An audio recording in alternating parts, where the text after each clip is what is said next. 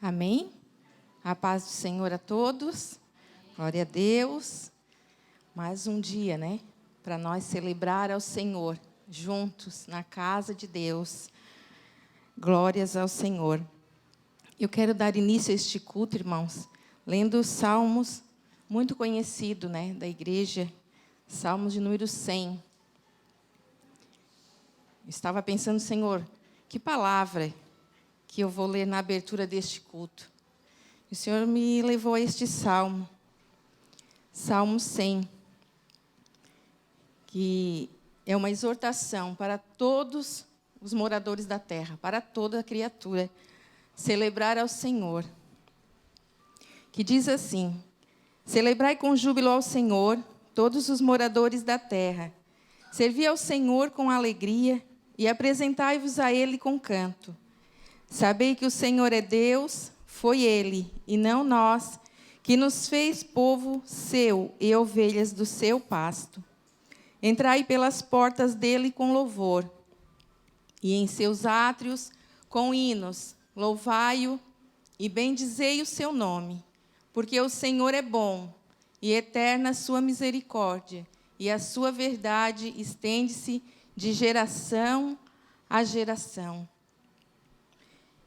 Nós lemos aqui que o salmista, né, escreveu este salmo para o povo louvar ao Senhor com alegria, com júbilo. Isso quer dizer que nós temos que louvar o Senhor com toda satisfação, com todo contentamento, por tudo aquilo que o Senhor é. E este salmo, ele nos revela que Deus é o nosso Criador.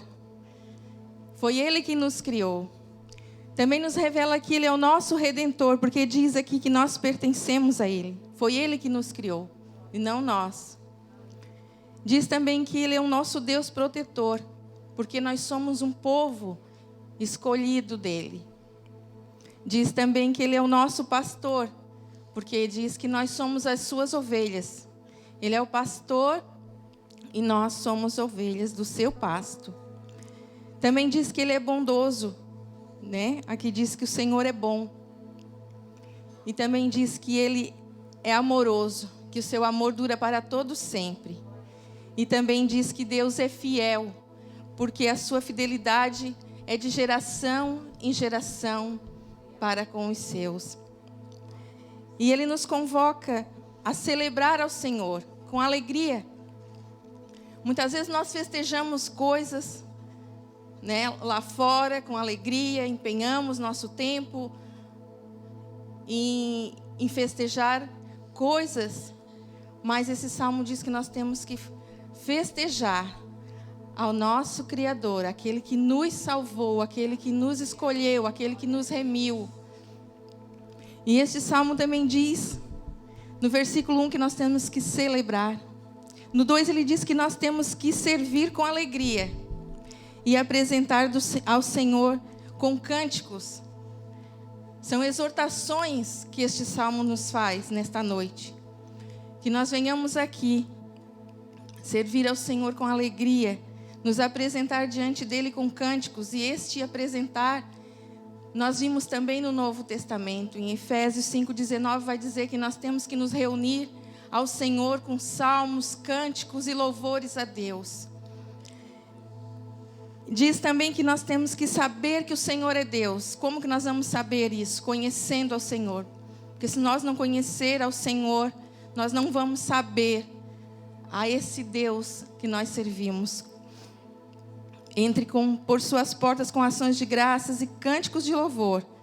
Nós temos que render graças ao Senhor. Em tudo, temos que render graças ao Senhor. Temos que ter um coração grato a Deus. Então, este salmo ele traz para nós muitos ensinamentos. E muito profundo, ele nos mostra a verdade de Deus. As qualidades, os atributos de Deus, a soberania de Deus. Então, nessa noite, eu convido você a se colocar de pé. E nós vamos orar. E vamos nos ligar com o Senhor. E demonstrar a Ele toda a nossa satisfação, todo o nosso contentamento por estar aqui neste lugar. Que o Senhor nos deu essa oportunidade. Ele nos trouxe para este lugar. Ele permitiu que um dia esta porta fosse aberta e que nós entrássemos por ela e conhecesse esse amor maravilhoso, conhecesse esse Criador, esse Redentor, esse Pastor. E nós vamos então louvar o Senhor nessa noite. Os ministros de louvor, eles vão estar entoando louvor, eles vão fazer o máximo para que o nosso coração se alegre, mas se nós não abrir o nosso coração, de nada adianta. Se nós não abrir a nossa boca, de nada adianta. Muitas vezes a gente grita quando o time ganha, quando alguém que a gente, algum ídolo lá, né, principalmente no mundo, as pessoas ficam na fila para ver um ídolo e exaltam aquele ídolo. Mas nós estamos aqui para exaltar o nosso Senhor e não vamos perder essa oportunidade que Ele nos deu. Feche os seus olhos, vamos orar ao Senhor. Senhor, eu te agradeço, Senhor, por esta palavra. Senhor, eu te agradeço porque o Senhor tem nos ensinado todos os dias, através da tua palavra, quando nós lemos, quando nós meditamos nela. O Senhor nos ensina que o Senhor está acima de todas as coisas e que o Senhor não precisa da nossa adoração, mas nós é que nos beneficiamos, Senhor, quando nós te adoramos com todo o nosso coração, com toda a alegria do nosso coração, porque daí é nós que recebemos, Pai. Nós pensamos que nós damos, Senhor, a Ti o nosso louvor, a nossa adoração, mas é o contrário. Porque quando nós louvamos ao Senhor, quem recebe somos nós, Pai. Porque a alegria da Tua salvação preenche o nosso coração e nos alegra de estar na Tua presença e nos enche, Senhor, deste amor que só o Senhor pode nos dar. Fica conosco, Senhor, durante este culto, abençoando a cada irmão e irmã, tirando toda a preocupação, toda a ansiedade, tudo aquilo que possa impedir o Teu agir neste lugar, Senhor. Vai pelejando, Senhor, pelas nossas causas, pelos nossos problemas, nossas dificuldades, porque nós sabemos que todos temos, Pai. Mas nós Te louvamos, Senhor, porque aqui estamos e que o Senhor venha tomar direção de tudo, Senhor. Que tudo seja para a honra e a glória do Teu nome. Fala através dos louvores, fala através da Tua palavra e que possamos sair daqui, Senhor, alegres, Pai, sabendo que o Senhor ouve a nossa adoração, que o Senhor ouve o nosso clamor, que o Senhor se alegra quando nós nos reunimos na Tua presença, que o Senhor se alegra quando o nosso coração está aberto para a adoração, Senhor, porque é em espírito e em verdade, Senhor, que nós temos que Te adorar, Pai. Aceita, Senhor, este culto, aceita, Pai, recebe, Senhor, este culto para Ti nessa noite. Essa é a nossa oração, Senhor. Continua conosco, Senhor. Amém. Amém, Jesus. Glória a Deus. Ministério de louvor.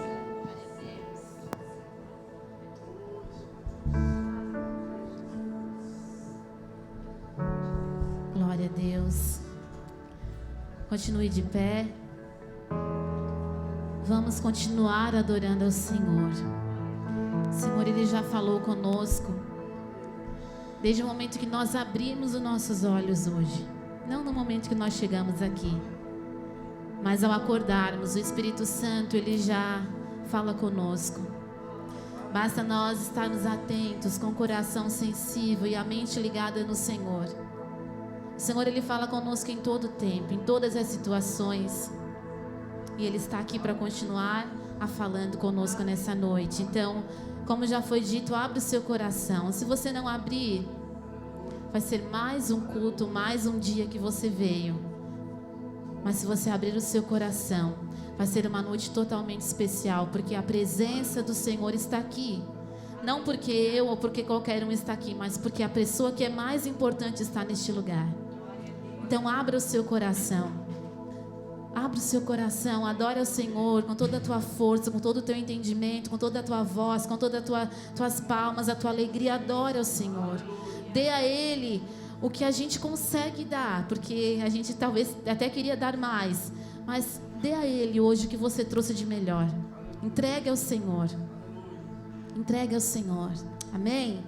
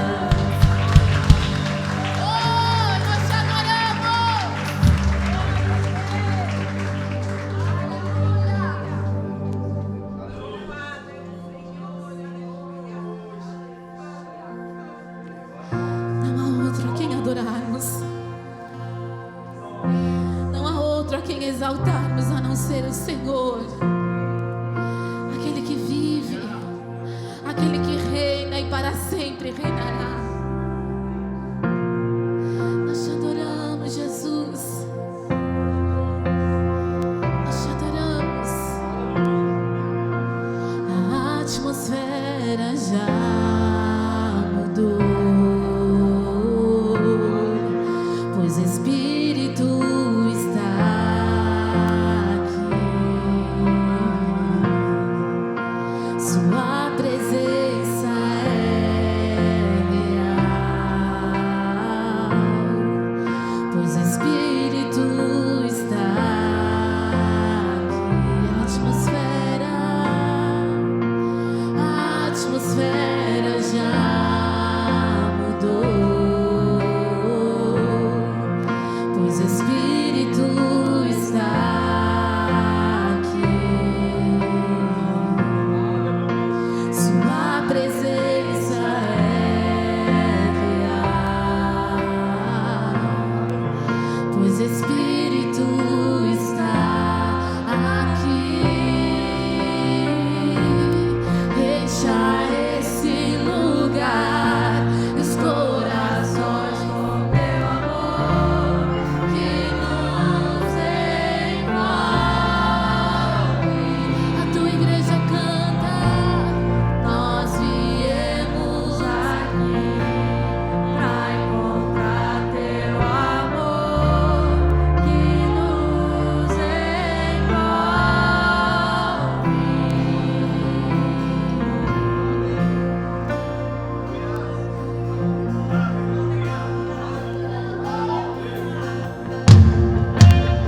A atmosfera já mudou, pois o Espírito está aqui. Sua presença é real, pois o Espírito está aqui. A atmosfera já mudou, pois o Espírito está. Ou você pode sentir a presença do Espírito Santo. Ele está neste lugar. Ele quer nos envolver com o seu amor. Ele quer nos envolver com a sua graça, com a sua misericórdia. Oh, nos envolva, Pai. Nos envolva, Senhor. Deixa esse lugar e os corações com teu amor que nos envolve. Nós viemos aqui pra encontrar teu amor que nos envolve. Então deixa esse lugar, os corações com teu amor que nos envolve. Nós só viemos aqui pra encontrar teu amor que nos envolve.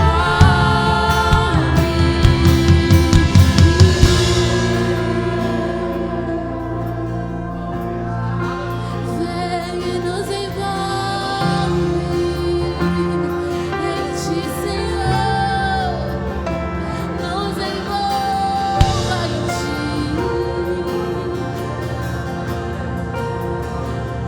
Nos envolva na tua graça, no teu favor, no teu amor. Nos envolva. Nós estamos aqui por ti e para ti. Jesus, Espírito de Deus, Espírito de Deus, vem sobre nós, te desejamos.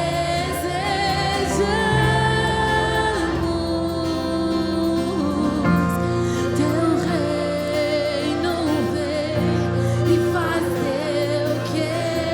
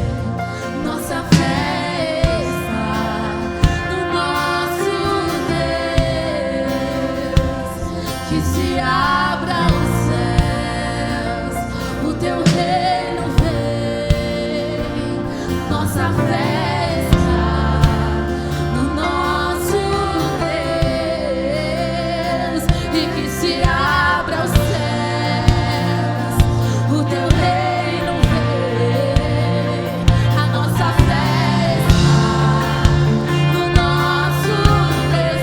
Peça pra Ele que se abra os céus, o teu reino vem.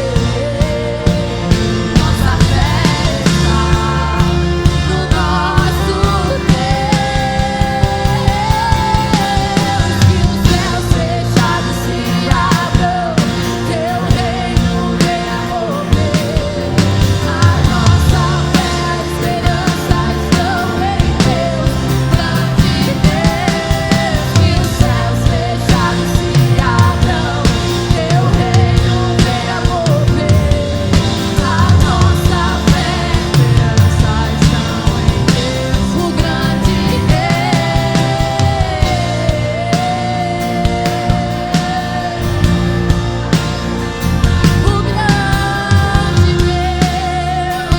o grande Deus, o justo, o desejado entre as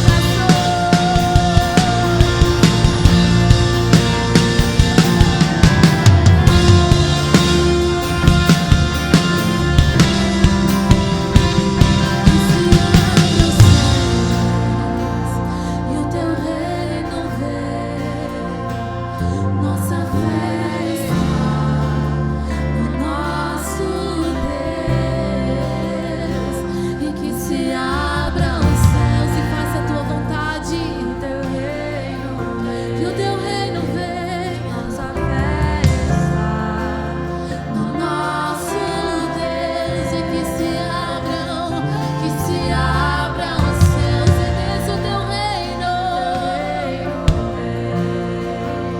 Nossa fé está no nosso Deus,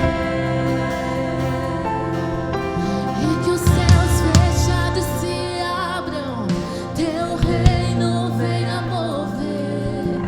A nossa fé, a esperança estão em Deus, grande Deus. Que os céus fechados se abram, e o teu reino venha mover. A nossa fé, a esperança estão em Deus, grande Deus.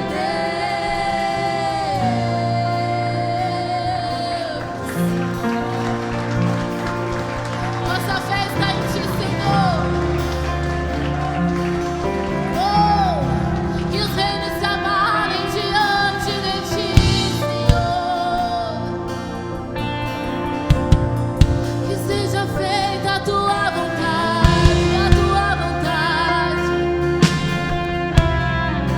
Oh, nós confiamos em ti, Senhor, nas tuas promessas incomparáveis. Confiamos em ti, no teu amor, na tua fidelidade, na tua justiça, no teu mover, no teu governo. Nós confiamos em ti, Senhor Jesus.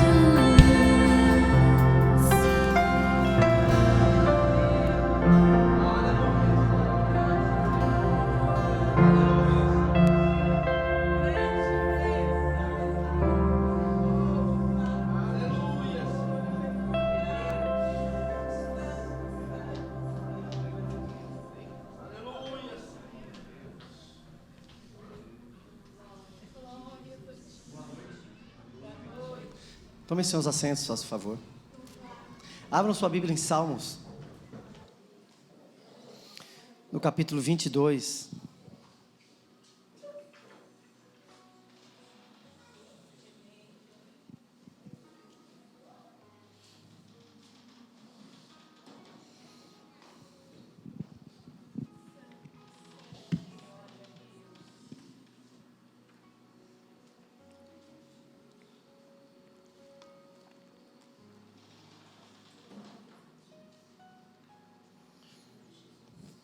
Irmãos, uma condição para a gente viver essa vida são as aflições.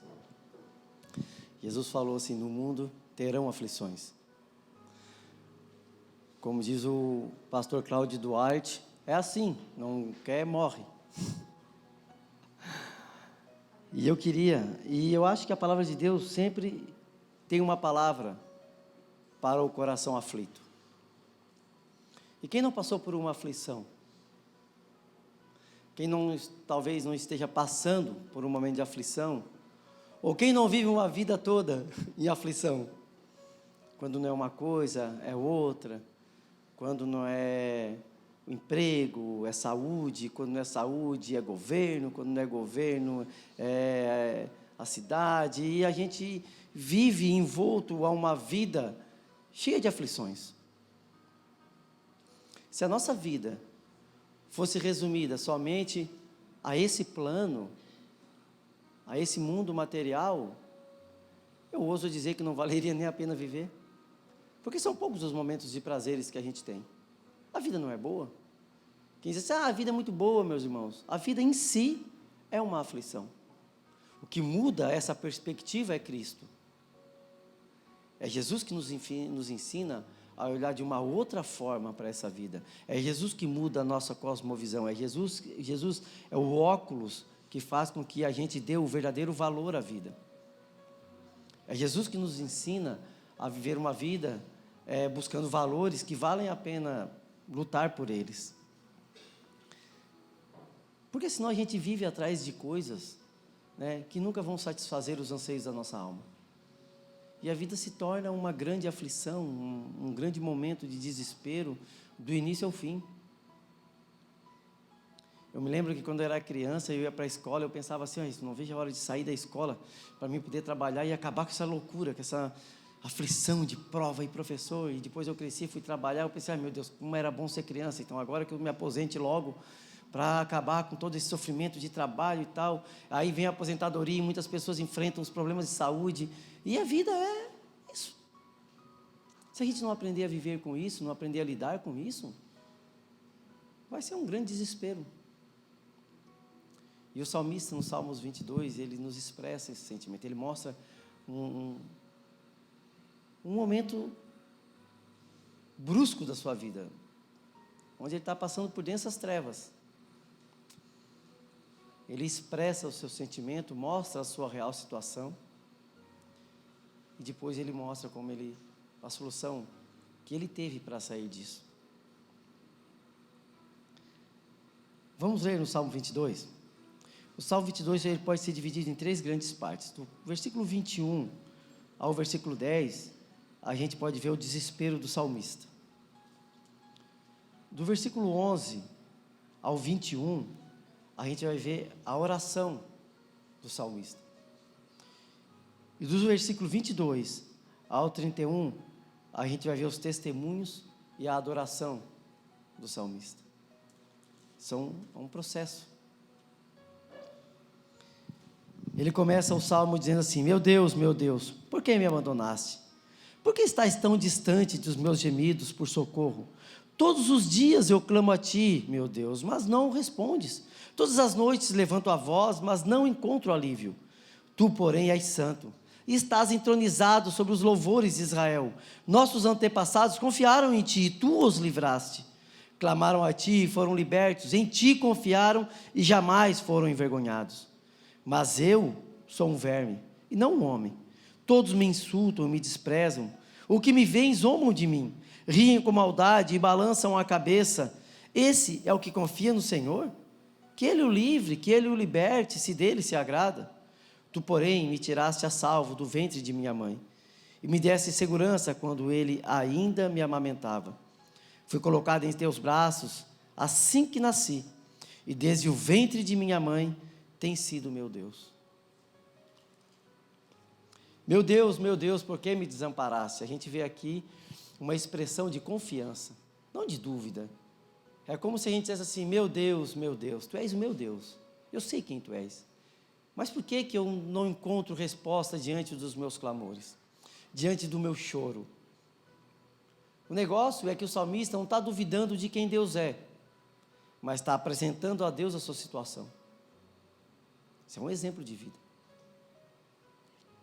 primeiro passo que a gente deve dar diante das aflições é se chegar diante daquele que pode resolver os nossos grandes dilemas. É apresentar a Deus os seus problemas. Meu Deus, por que não me ouves? Eu clamo e a minha situação não muda. Mas o salmista não para de clamar.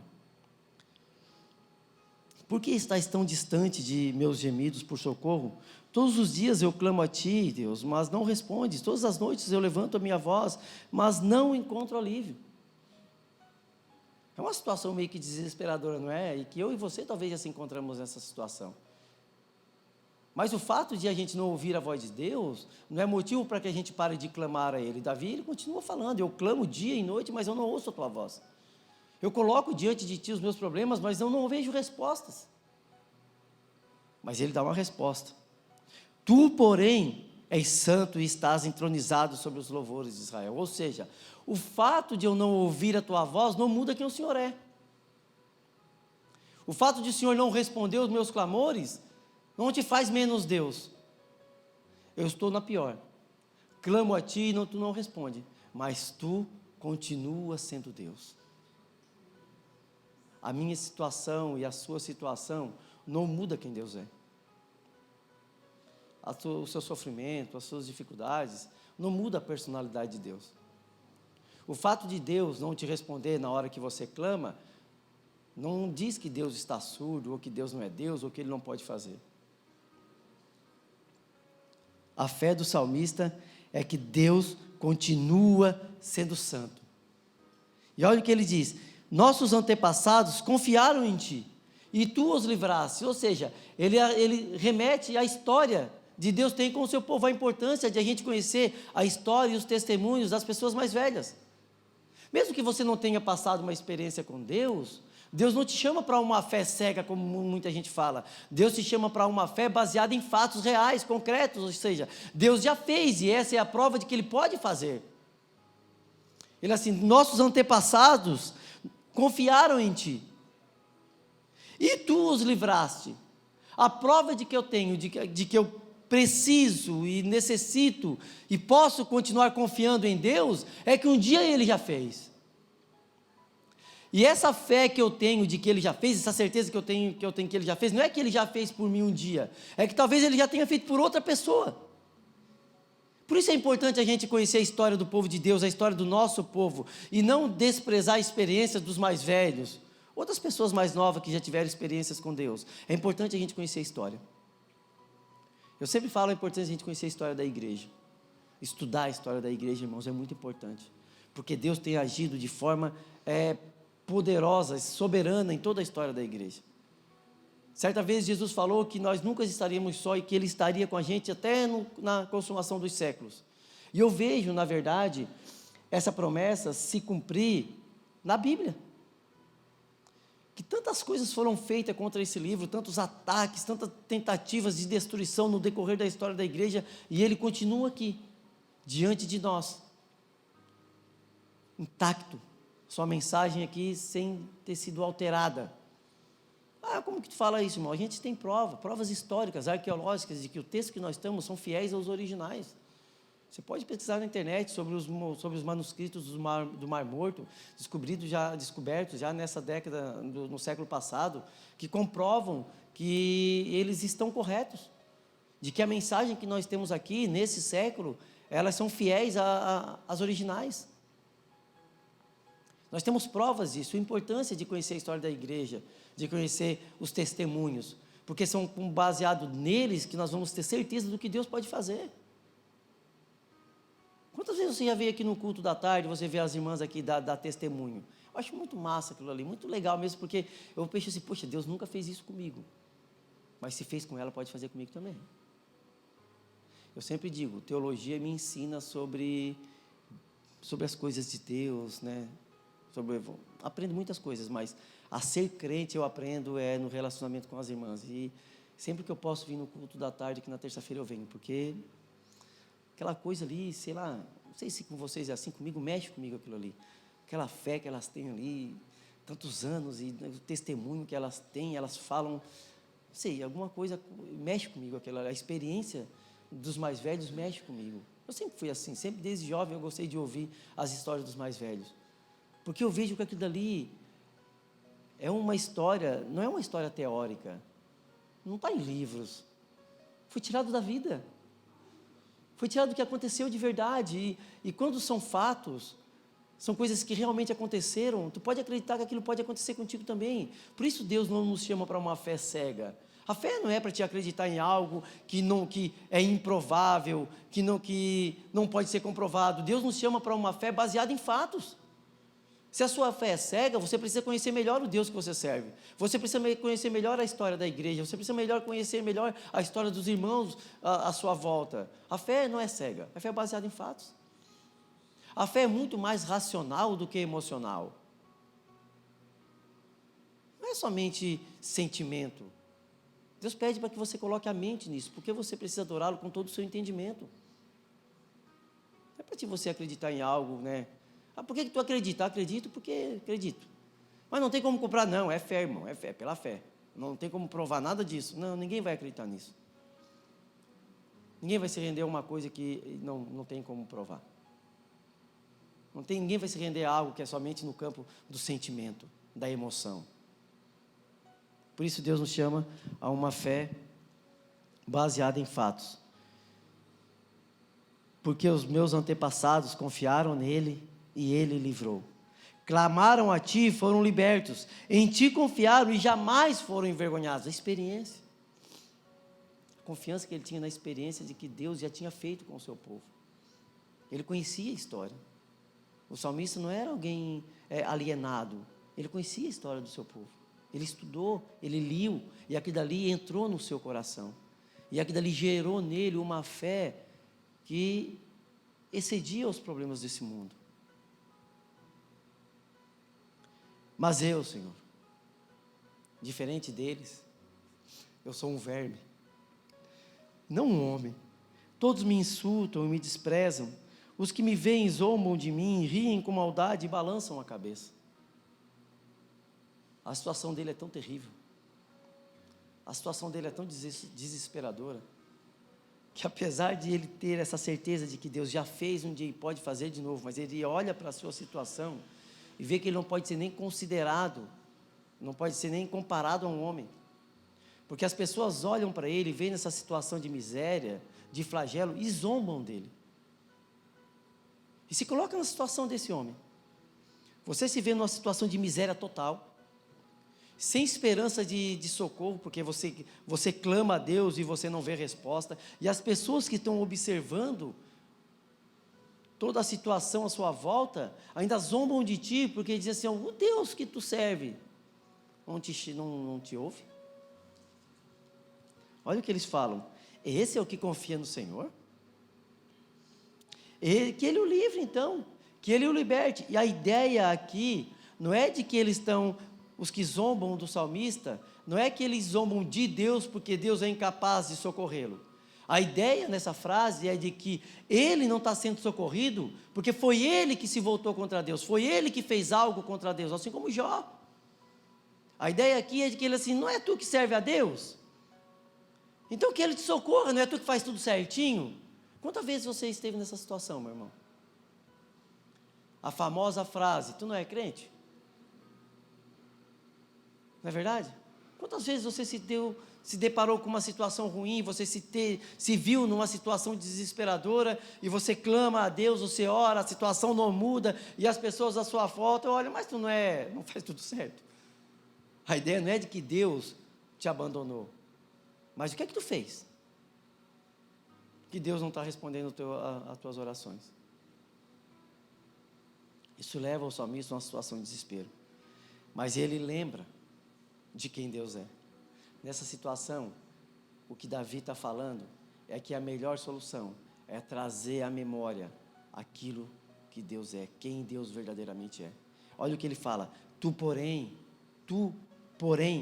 apesar disso tudo, apesar dos meus clamores, apesar de eu não ouvir respostas, apesar da zombaria das pessoas, tu, porém, apesar disso tudo, me tirasse a salvo do ventre da minha mãe. O nascimento já é um milagre. já é uma prova de que Deus me ama. Deus te deu a oportunidade de viver essa história. Deus te deu a oportunidade de escrever uma linha dessa grande história que é o povo de Deus. E você não pode negligenciar isso por causa de algumas dificuldades que você enfrenta. Você não pode negligenciar a oportunidade que Deus te deu de viver por causa de alguns problemas que você enfrenta, talvez na sua vida profissional, com os seus familiares, com os seus colegas. Isso tudo não é nada perto da oportunidade que Deus te deu, porque Deus me tirou a salvo do ventre da minha mãe e me desse segurança quando eu ainda amamentava, quando eu não tinha poder para me defender, quando eu não andava, que se alguém não botasse comida na minha boca, eu morreria de fome. Teve que ter alguém, Deus me deu alguém para que me pegasse nos braços, para que colocasse a comida na minha boca, para que me cuidasse com todo carinho, para que eu pudesse crescer e ganhar vida e caminhar com as minhas próprias pernas. Esse é todo o cuidado que Deus deu. Você teve alguém que fizesse isso por você e você acha que isso veio de quem? A mãe que cuidou e tratou, e o pai que trabalhou, e a mãe também trabalhou, que a gente, essa figura aí meio que não dá mais para usar, né? Porque antes a gente tinha a mãe que cuidou e o pai que trabalhava, mas hoje todos os dois trabalham e só a mãe cuida. Então, todo esse cuidado que é dispensado para a criança é um dom de Deus. É uma prova de que Deus tem cuidado de você desde o dia do seu nascimento. Essa oportunidade que Deus deu, meu irmão, para você estar aqui hoje, para você viver dia após dia, a oportunidade que Deus te dá de todo dia, tu abrir os teus olhos, encher os seus pulmões de ar e contemplar o nascer do sol. Apesar de que depois de 2 horas você vai enfrentar o inferno no seu trabalho, mas aquilo ali não pode ser pior, não pode ofuscar o que Deus tem feito na tua vida. Por isso Davi diz que toda vez que ele se via diante dessa dificuldade, todos esses problemas, ele trazia à memória quem Deus era. Lá no seu dia a dia, lá às 3 horas da tarde, às 10 horas da manhã, quando a coisa começar, quando as nuvens começarem a se fecharem, quando o tempo ficar escuro e as coisas ficarem difíceis e você se sentir oprimida até a morte, lembra de quem Deus é. E lembra de quem você é para Deus. Tenho certeza que essa esperança vai fazer com que as densas nuvens se dissipem e você vai poder contemplar a vida como ela é em meio à tempestade. Lá no seu trabalho, em meio aos insultos, em meio às opressões. Eu tenho certeza disso. E ele continua: fui colocado em teus braços assim que nasci, desde o ventre da minha mãe tens sido o meu Deus. Que lindo isso. Deus não se tornou teu Deus a partir do momento que tu começou a ter entendimento, a partir do momento que você começou a crer nele. O fato de ser o teu Deus não depende do que você sente. Desde que eu nasci, desde que eu fui colocado nos braços, desde o ventre da minha mãe, desde que eu não podia nem respirar sozinho, desde que eu não podia nem comer sozinho, Ele tem sido o meu Deus. Ele sempre foi o teu Deus. Ele sempre cuidou de ti, Ele sempre dispensou cuidados a ti, mesmo quando tu não entendia nada. Ou seja, os cuidados de Deus por você não são méritos da sua fé, não são méritos das suas ações. Tudo isso deve ser um ato de gratidão pelo que Ele já fez, mesmo quando você não entendia nada. Desde pequenininho, desde o seu nascimento, desde o ventre, Deus já estava lá. Desde a concepção. Quando teu pai e a tua mãe se conheceram, ali Deus já estava naquele relacionamento, cuidando para que você nascesse. Você precisa ser grato a isso. Você não pode ser negligente a isso. Deus está em todas as coisas, em todos os lugares, nos mínimos detalhes. Deus não está alienado à sua criação. E depois de expressar todo esse sentimento e voltar a sua memória a Deus e àquilo que Deus é, o salmista então começa uma oração. Não permaneças distante de mim, pois o sofrimento está próximo e ninguém pode me ajudar. Aqui ele reconhece que o sofrimento existe, está muito próximo, mas não há quem possa socorrer. O reconhecimento de que o socorro de que eu e você precisa só pode vir de Deus. não pode vir de outra pessoa, pois o sofrimento está próximo e ninguém mais pode me ajudar. Reconhece que somente Deus é um socorro presente. Você pode recorrer a qualquer coisa, meus irmãos. Você pode recorrer a um amigo, você pode recorrer ao seu patrão, você pode recorrer a empréstimo, a dinheiro, a tudo. Mas aquele que vai solucionar o problema da sua alma, o seu problema existencial, as suas mazelas, é Deus. É Deus que vai resolver o problema de dentro para fora e fazer com que você olhe para a vida e para o mundo de uma outra forma. Não adianta resolver os problemas externos. Nós precisamos responder os problemas que estão enraizados no nosso ser. Os problemas que você tem e os problemas existenciais que a gente enfrenta não são causados pelas coisas de fora. Muitas vezes são causados pelas coisas de dentro. A gente está buscando soluções em coisas que não vão conseguir satisfazer isso. É como um câncer, não adianta tomar remédio para a dor, precisa ir aonde ele está enraizado.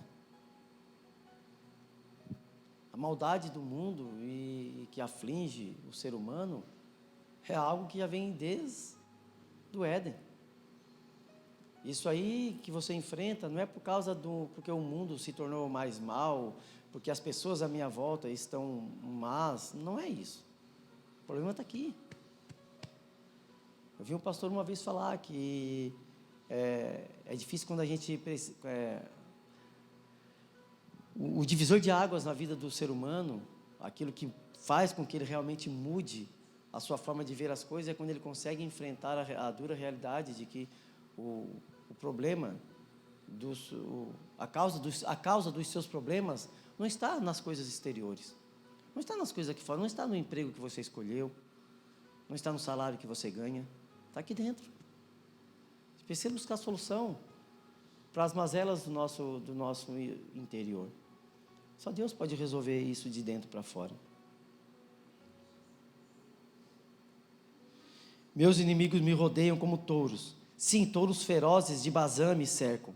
Abrem a boca contra mim como leões. A ideia de touro, Bazã era uma terra fértil a leste do Rio Jordão, que era conhecida pela criação de touros. E esses touros eles eram muito conhecidos por serem fortes e terem um chifre muito grande. E eles pastavam à beira dos caminhos, e quando as pessoas passavam, muitas vezes eram atacadas por esses touros. E era dificilmente se livrar do ataque de um animal desse, porque eles eram fortes e rápidos. Quando Davi usa essa ideia aqui, as pessoas entendem do que é que ele está falando. É como se ele estivesse dizendo: se o Senhor não vir em meu socorro, é impossível sair dessa situação. É como fugir de um touro, daqueles touros lá de Bazã. É quase impossível, eu não vou conseguir sair, eu preciso de uma ajuda externa. Eu sozinho não consigo fugir desse problema. Abrem a boca contra mim como leão, que rugem e despedaçam a presa.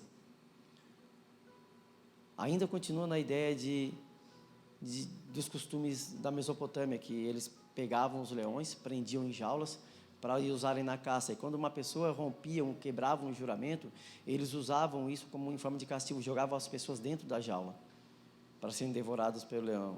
Um exemplo é Daniel.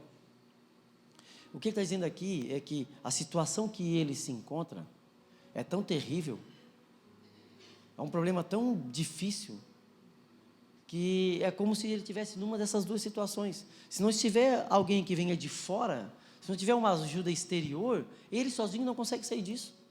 A situação é difícil demais, é desesperadora. E você vai entendendo como que Davi se sente. Ele diz que a minha vida é derramada como água. No 14, todos os meus ossos estão desconjuntados, o meu coração é como cera que se derrete dentro de mim. De novo ele está fazendo ideia de um costume que no Antigo Oriente, do segundo sepultamento, quando uma pessoa morria, eles colocavam o corpo da pessoa numa caverna e esperavam o corpo se decompor. Quando estava somente o osso, eles vinham, juntavam o osso e faziam um sepultamento digno. Quando ele fala que os meus ossos são despedaçados, ele também está falando de um outro costume, que os reis tinham um costume, quando eles queriam infligir um sofrimento que fosse para além da vida, eles pegavam esses ossos dessa pessoa, separavam e levavam um para cada cidade, e deixavam eles espalhados, para que isso causasse neles um flagelo além da vida, que fosse além, quando eles não conseguiam ter os ossos deles juntos e enterrados de forma digna, eles levavam não é um flagelo, é um desconforto para o além-vida. O que ele está falando é que esse sofrimento é tão forte, é tão terrível, que parece que nem a morte vai curar. A dor é tão grande, o sentimento é tão profundo, que parece que mesmo que eu morra, isso vai para além da minha vida. A situação do salmista é tão desesperadora, que ele chega à conclusão de que nem morrendo, ele se livra disso. O desespero dele é que Deus possa livrá-lo de algo que nem a morte pode livrar. A morte não é o fim do sofrimento. O fim do sofrimento, meu irmão, é o socorro que vem de Deus. Por isso eu te digo, eu não sei o que é que cada um aqui está enfrentando. Muitas pessoas enfrentam problemas maiores, outros menores, e os problemas são subjetivos. Às vezes um problema que para mim é muito grande, o meu outro irmão está enfrentando um problema tão terrível que ele olha para mim e fala assim, se o teu problema fosse o meu, estava bem. Mas para mim, eu não posso negar a experiência do próximo, porque eu não nego a minha própria. Então cada um tem os seus problemas, e cada um carrega o fardo das suas dificuldades, das suas mazelas. E o que eu quero dizer é que só Deus pode aliviar esse fardo. Só Deus pode trazer alívio para essa dificuldade. Só Deus pode aliviar o fardo da angústia que você sente no coração. Só Deus pode trazer preenchimento para esse vazio existencial. Só Deus pode trazer satisfação plena para uma vida que não encontra satisfação nas coisas desse mundo. Como dizia C.S. Lewis, se existe em nós um desejo que não pode ser satisfeito pelas coisas desse mundo, é provável que a gente tenha sido feito para um outro mundo. Porque Deus não ia colocar dentro de você um desejo que não existisse satisfação. E o salmista continua: a minha força secou como um caco de barro, minha língua está grudada ao céu da boca, tu me deitaste no pó à beira da morte. A minha língua está grudada ao céu da boca, ou seja, eu não tenho forças nem para clamar a Deus. Meus inimigos me rodeiam como cães, um bando de perversos me cercam, perfuraram minhas mãos e meus pés. A ideia é de um animal pendurado pelos pés e pelas mãos, sendo levado para o matadouro. Eu posso contar todos os meus ossos, e os meus inimigos me encaram e desdenham de mim. O sentimento que agora era interior, a angústia, a depressão, que antes só estava dentro, agora ele sente na carne. Ela exterioriza o sofrimento. Ele diz que agora esse sentimento está nos ossos dele. Eu posso contar todos os meus ossos, é a carne definhando. É o sentimento terrível da depressão e da angústia sendo exteriorizado na carne. E o pior, as pessoas veem isso e zombam dele, tiram sarro dele, gostam do que estão vendo. E eles repartem as minhas roupas entre si e lançam sortes por minha veste. Essa era uma prática que só seria feita depois da morte. Os herdeiros tinham o direito de repartir os bens. E há um relato na antiga Mesopotâmia de um homem que chorava no seu leito de morte porque os seus parentes estavam dividindo as suas roupas antes da sua morte, antes de ele morrer. Isso dá a ideia de que as pessoas que estavam vendo já não acreditavam mais na salvação dele. Já não acreditavam mais que ele poderia fugir daquela situação. E ele diz que as pessoas repartem as minhas roupas entre si, ou seja, quem estava à volta dele, vendo toda aquela situação, não acreditava mais que ele poderia sair daquilo. Já estavam dividindo os bens, a herança. E isso traz profunda tristeza. Ele olha que as coisas ao redor dele já não acreditavam mais, as pessoas não acreditavam mais, para quem que eu posso recorrer? Ó Senhor, não permaneças distante, és a minha força, vem depressa me ajudar, livra-me da espada e não permitas que esses cães me tirem a vida, salva-me da boca do leão e dos chifres dos bois selvagens. Agora, diante daqui dali, ele pensa assim, só o Senhor, Deus, pode me livrar dessa situação. Já estão dividindo as minhas heranças, já pegaram os meus bens, mesmo antes de eu morrer. Só o Senhor pode mudar essa situação. Por isso tem situações, e eu acredito que são todas as situações, que Cristo deve ser a primeira pessoa a quem você deve recorrer. Você não deve tentar todas as opções e Cristo, não tem mais jeito, agora eu vou para Deus. Deus deve ser a primeira opção.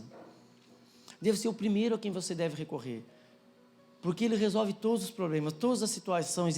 Talvez os problemas vão continuar a existirem, mas o que Ele vai fazer é fazer com que você entenda o que está acontecendo, é fazer com que você enxergue a vida como ela realmente é, para que você veja que esse problema não é tão grande quanto você está imaginando que seja. O monstro não é tão terrível quanto o que você criou na sua mente, porque o que Deus é muito maior do que os problemas são. O que Deus pode fazer por mim é muito maior do que os problemas podem ocasionar. A esperança que eu tenho no Cristo, que já foi um dia, e que é e que será, é muito maior do que o problema que só é hoje.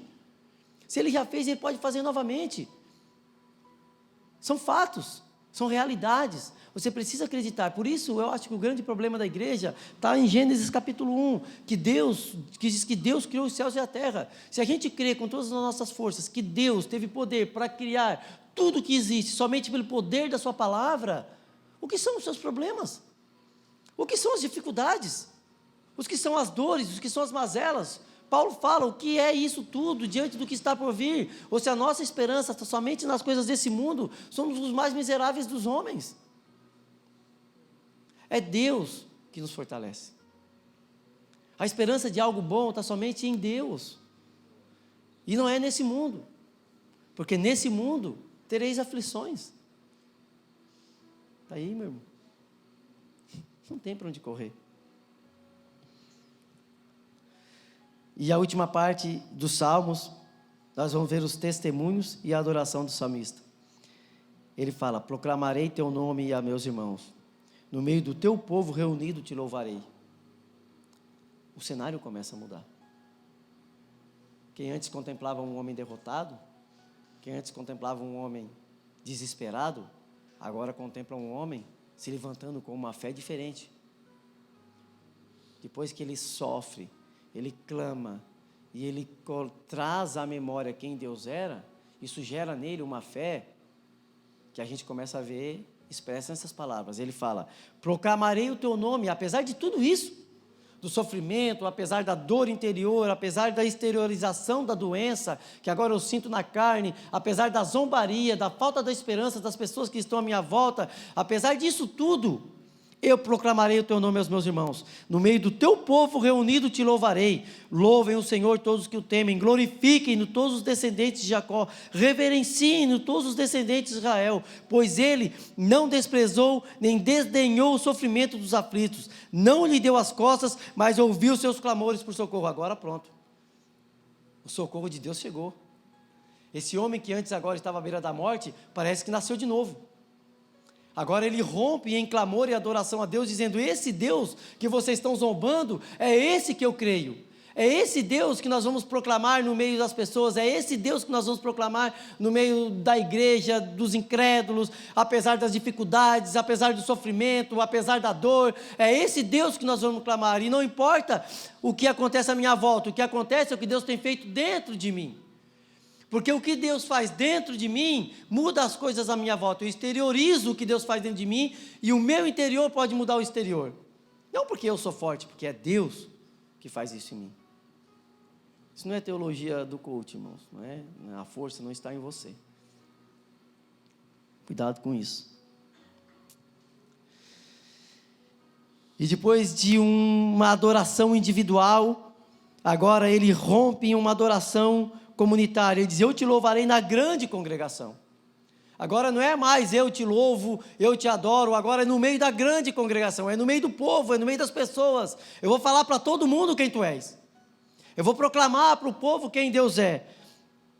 Eu te louvarei na grande congregação, cumprirei meus votos na presença dos que te adoram. Será que aqui a dor e a angústia já tinham passado? Ou será que algo mudou dentro da mente dele? Os pobres comerão e saciarão, todos os que buscam o Senhor louvarão, e terão um coração cheio de alegria sem fim. Agora, ele começa a profetizar para as pessoas. Ele começa a falar o que Deus vai fazer nas pessoas.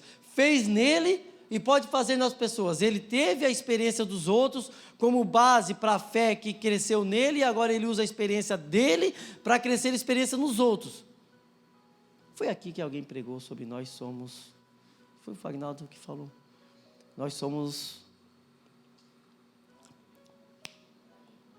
lugar de encontro. Ele buscou esse lugar na experiência dos outros e agora ele se tornou um lugar para que as pessoas encontrassem essa experiência com Deus. Olha assim, eu sou a prova. Deus vai fazer isso no meio de vocês porque eu sou a prova. Deus fez em mim, e porque Ele fez em mim, Ele pode fazer em você. A importância do testemunho, a importância do que eu estava falando, de você falar o que Deus fez com você, a importância de você exteriorizar o que Deus tem feito dentro da sua vida, porque isso pode despertar uma fé nas outras pessoas. Esse testemunho conforta, exorta, incentiva a gente. Você não pode pegar tudo que Deus faz na tua vida, botar dentro de uma caixinha e deixar guardadinho ali, porque eu tenho vergonha. Vai que Deus fez alguma coisa hoje, mas amanhã eu enfrento outra dificuldade. Não importa, meu irmão. Não importa se hoje Deus fez e amanhã Ele não vai fazer. Não importa se hoje você está aqui, amanhã você está lá. Não importa. O que importa é que você precisa exteriorizar o que Deus tem feito em você, para que isso atinja outras vidas. Deus pode fazer sem acontecer nada? Pode, mas são os meios da graça. Nós estudamos aqui no livro de Romanos, no sábado. Deus determinou isso, que as coisas precisam ser feitas por certos meios. A salvação é por meio da graça, só que ela é alcançada por meio da pregação. Então nós precisamos entender isso. Os pobres comerão e se saciarão. Todos que buscam o Senhor louvarão. E terão um coração cheio de alegria sem fim. Toda a terra reconhecerá o Senhor e voltará para Ele. Diante dele se prostrarão todas as famílias das nações. Agora, imagina isso. Um homem à beira da estrada, talvez no quintal, doente, querendo talvez morrer por causa daquilo tudo, numa depressão profunda, numa angústia profunda, a ponto de todo aquele sentimento interior se exteriorizar na sua carne, ele sentir isso na carne. As pessoas zombando dele, os seus inimigos se alegrando dele, se alegrando disso, zombando porque ele não obtinha uma resposta de Deus, mesmo ele tendo uma fé. O que aconteceu, que agora a imagem que nós temos é de um homem pregando para uma congregação.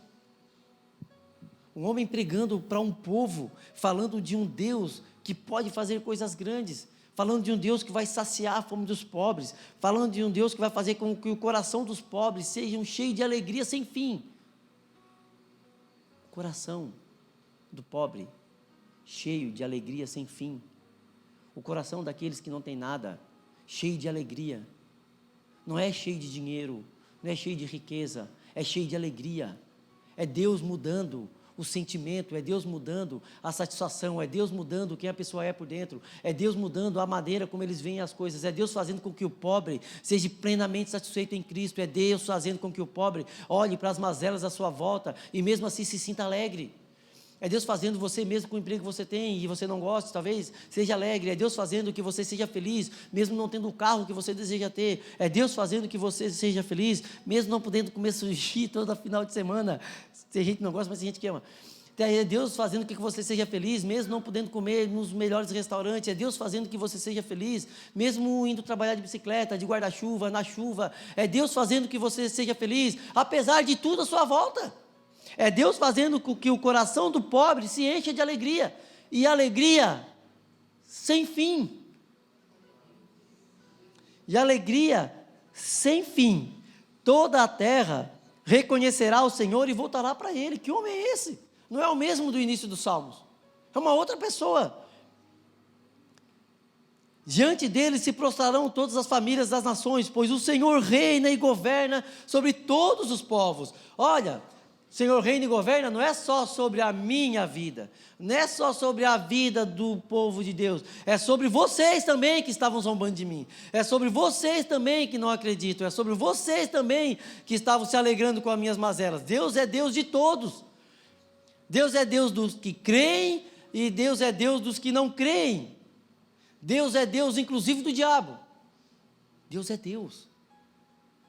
Nós não podemos enclausurar Deus numa caixinha e dizer que Deus é aquilo que a gente pensa que Ele é. Deus, Ele é Senhor soberano. Deus está sentado no trono das nações. Todos os presidentes, todos os senhores, todos os ditadores estão sob o controle de Deus. Martinho Lutero certa vez disse que o diabo é como um cachorro na coleira de Deus, só vai até onde Deus deixa. Se o diabo é assim, imagina os presidentes, imagina os ditadores. Eu não sei por que as coisas acontecem, eu sei que acontece. Não sei por que Deus permite, eu sei que permite. Eu tenho humildade para reconhecer que a minha mente, a minha compreensão das coisas só vai até certo ponto. Chega a um ponto que Deus não revela e a gente tem que entender que a gente só vai até ali. Mas pois o Senhor reina e governa sobre todos os povos.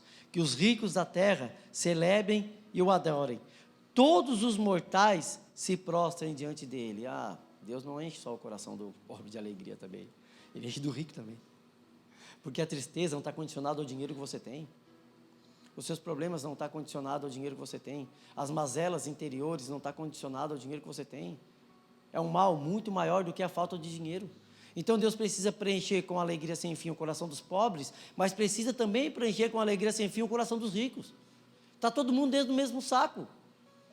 O salmista coloca todo mundo, vocês que estavam zombando de mim, estão na mesma situação que eu, que estava com um problema ali, que não tinha mais esperança. Porque o verdadeiro problema não é aquele que é exteriorizado na carne, mas no espírito. Que os ricos da terra celebrem e o adorem. Todos os mortais se prostrem diante dele, cuja vida terminará como o pó. Todos. O rico, o pobre. Engraçado, que exemplo que o salmista nos dá. Porque agora ele proclama esse Deus também para aqueles que zombavam dele, para aqueles que se achavam superiores. Ele não está falando aqui, aqueles que eram pobres comigo, que Deus, agora vocês, Deus vai pesar a mão. Não, misericórdia, irmãos. E os nossos filhos também o servirão. As gerações futuras ouvirão sobre o Senhor. Proclamarão sua justiça aos que andam, proclamarão sua justiça aos que ainda não nasceram e falarão a respeito de tudo o que ele fez. Glória a Deus. Glória a Deus mesmo. Esse é o Deus que eu sirvo. Esse é o Deus que você serve. Apesar dos problemas, apesar das dificuldades, ele continua sendo Deus. Leva o exemplo de Davi para a sua vida. Traga à memória, diante das dificuldades, quem Deus é. Quem Deus é. O Deus que você crê é o Deus da Bíblia? Você crê realmente no Deus de Gênesis capítulo 1, versículo 1, que criou tudo que existe só pelo poder da palavra? Você precisa trazer à memória aquilo que te dá esperança. Diante das dificuldades, diante dos problemas, não há desespero. Aquele que governa todas as nações ainda está sentado no trono. E quem vai fazer a diferença nessa nação não são as pessoas que estão, uma vez eu já falei isso, não são as pessoas que estão sentadas nas cadeiras presidenciais. Quem vai fazer a diferença nessa nação são as pessoas que estão sentadas nas cadeiras das igrejas, porque elas conhecem o verdadeiro amor. Amém? Esse Salmo 22, meu irmão, é uma profecia sobre Jesus. O que Davi sentiu na sua carne, e eu sinto, e você sente, Cristo sentiu, elevado à 10ª potência. E a diferença dele para mim e para Davi e para você é que nós não escolhemos passar por isso. Nós simplesmente passamos. Cristo não. Cristo escolheu passar por isso.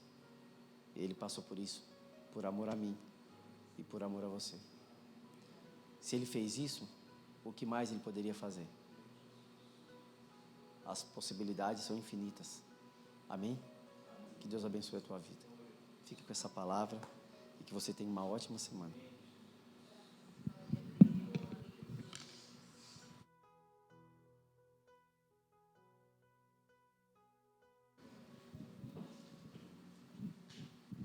Amém?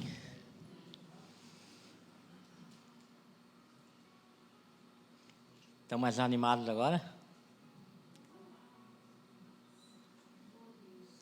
Estão mais animados? Se você chegou aqui desanimado por causa da aflição, saiam com bom ânimo. Porque nós não escolhemos passar pelas aflições, mas Jesus escolheu passar. E com bom ânimo, Ele passou por tudo isso. Vamos colocar aquela arte aqui.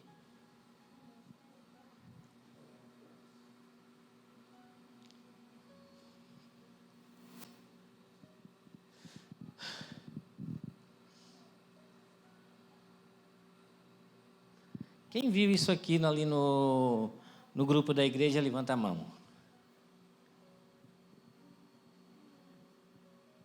Tem gente que não viu.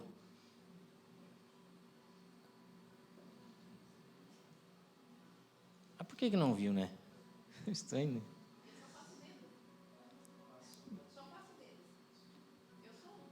né? Mas tem coisa. Porque eu repeti umas 3 vezes já. Não, claro, tem que ser sincero, né? Mas isso aí é um projeto que Deus colocou, não no coração do pastor da igreja, todo mundo tem que fazer, colocou no coração da nossa irmã Elizabeth, ela tem feito isso durante algum tempo, não tem? E ela quer novamente fazer o final do ano agora, e está pedindo para que todos nós ajudássemos, com dinheiro, com algum alimento, né? Então, todo mundo pode entrar em contato com ela ali no particular ali, né? No Zap ali, né? E perguntar o que é que ela está precisando ainda. Vem cá, vem.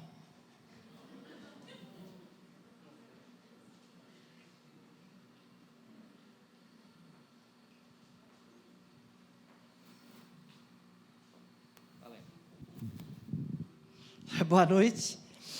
É assim, ó, eu estou pretendendo fazer um risoto com frango, mas eu vou usar aquela partezinha da asa do frango. Todo mundo sabe, aquela asinha do frango.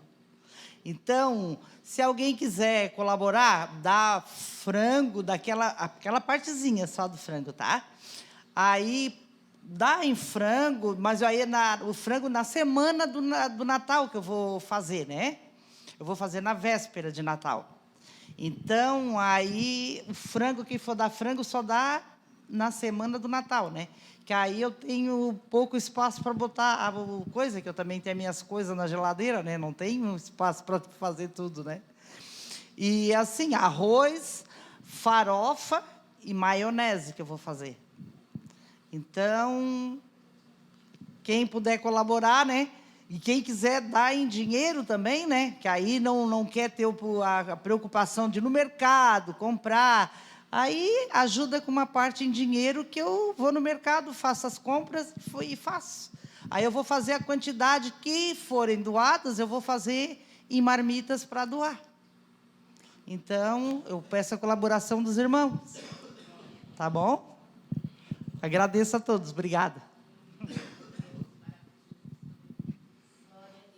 É um privilégio poder participar disso, irmãos.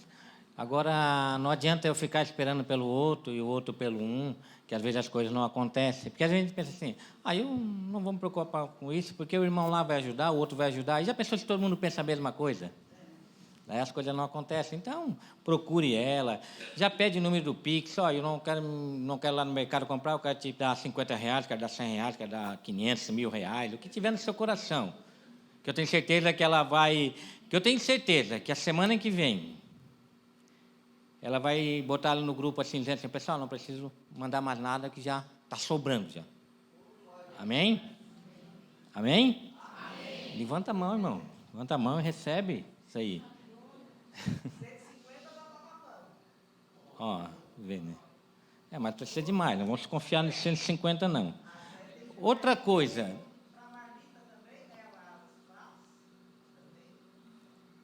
O mais fácil é doar, irmãos. O mais difícil ela vai fazer. Que é preparar, depois de entregar. Isso aí é o mais difícil. Doar é simples demais para nós. Outra coisa, quem já viu ali o que é que está acontecendo no terreno ali atrás, ali no grupo ali que eu coloquei? Levanta a mão, quem viu? Agora a nega levantou.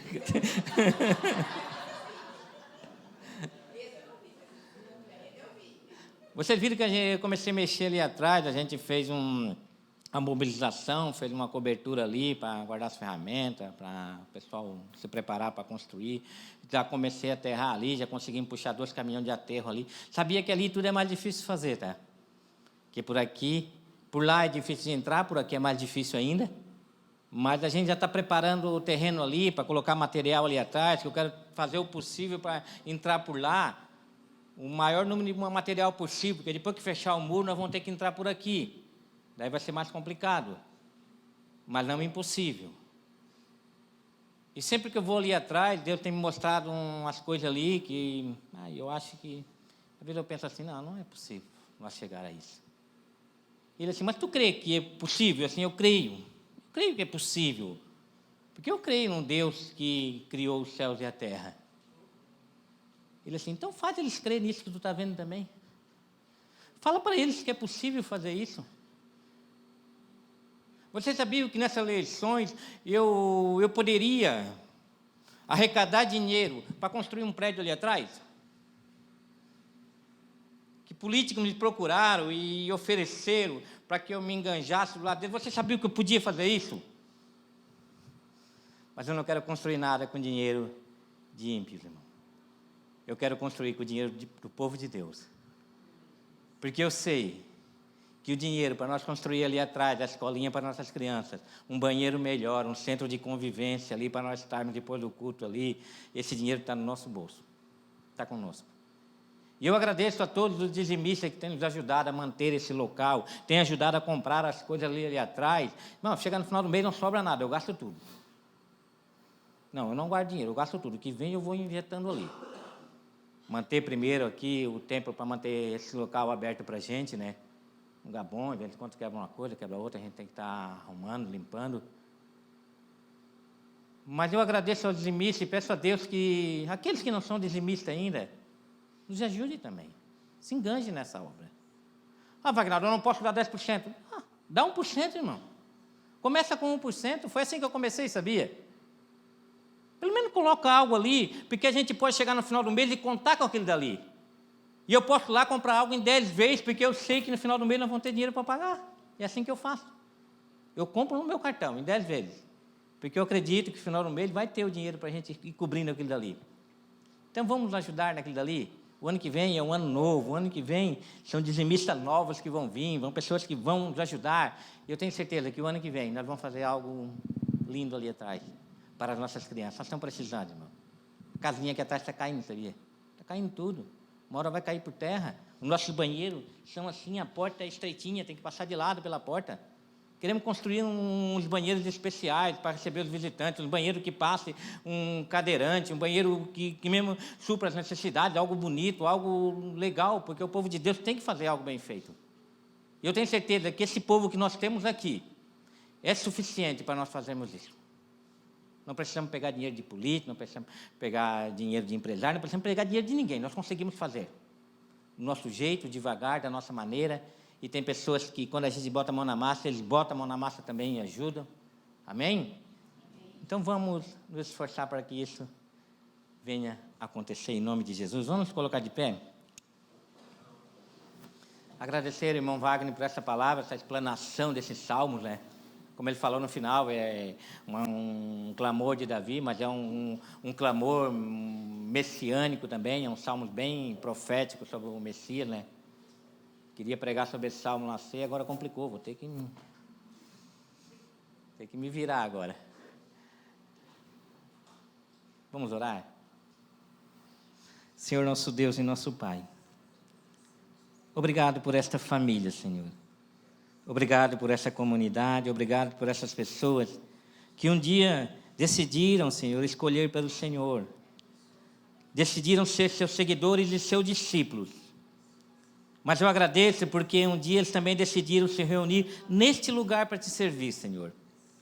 Neste lugar para receber orientações suas, neste lugar para levantar louvores ao Senhor, adorações ao Senhor, neste lugar para se confraternizar, Senhor. Eu te agradeço, Senhor, por essas pessoas. Eu te agradeço porque o Senhor me chamou para conduzir esse povo, Senhor. E às vezes o desânimo vem, Senhor, mas eu lembro que o Senhor não desanimou diante das aflições. E hoje o Senhor falou mais uma vez para não desanimarmos. E eu não vou desanimar, Senhor. Não vou desanimar porque eu creio que tem pessoas aqui que estão dispostas e têm convicção no coração de ir até o fim, Senhor. E nós vamos prosseguir, Senhor, nessa caminhada, nessa jornada, porque nós lembramos de pessoas que vieram entre de nós e o que o Senhor fez através dessas pessoas. E nós cremos que o Senhor está fazendo de nós, vai fazer através de nós e vai fazer na próxima geração, em nome de Jesus. Então, Senhor, eu quero entregar essas vidas em suas mãos, Senhor. Que o Senhor cuide, proteja, alivie toda dor, Senhor, toda enfermidade, Senhor. Naquilo que o Senhor tem de melhor, que o Senhor coloque, Senhor, o livre de todas as aflições, de todo o mal, Senhor, que está por vir, Senhor. Que o Senhor supra todas as necessidades, Senhor. E que eles possam dizer como salmista, glorificar o Teu santo nome diante de tudo que está acontecendo, Senhor. Então, em nome de Jesus, queremos nos despedir com o coração cheio de paz e de alegria. E se amanhã alguém perguntar como é que foi o culto, nós possamos dizer, Jesus estava lá. Ele falou conosco, Ele alegrou nossos corações, e Ele disse para nós caminharmos mais uma milha, Ele disse para nós continuarmos acreditando, porque Ele vai estar conosco até a consumação dos séculos. Amém. Que o amor do Pai, a graça do nosso Senhor Jesus Cristo e a comunhão do Espírito Santo acompanhe todos vocês. Amém. Deus abençoe a todos. Em nome de Jesus.